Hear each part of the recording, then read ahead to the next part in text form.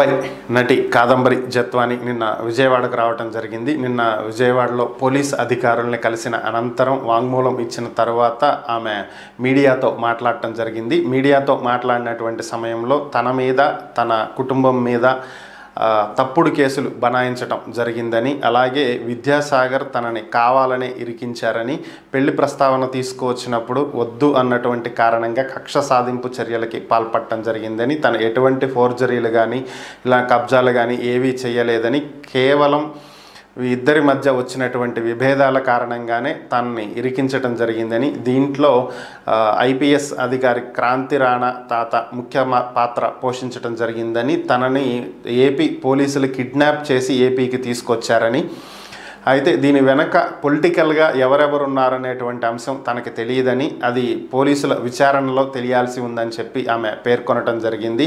తనను చిత్రహింసలకు గురి చేశారని, తన కుటుంబాన్ని కూడా ఎన్నో బాధలు పెట్టారని చెప్పి ఆమె చెప్తూ కన్నీటి పర్యంతమైనటువంటి పరిస్థితి. తన దగ్గర ఉన్నటువంటి ప్రతి ఆధారాన్ని పోలీసులకు అందజేశానని, తనకు న్యాయం చేయాలని, ఇంకా సమాజంలో మంచి వాళ్ళు ఉన్నారని చెప్పి భావిస్తున్నానని, అలాంటి వాళ్ళందరూ తనకు అండగా నిలబడాలి అంటూ ఆమె కోరటం జరిగింది.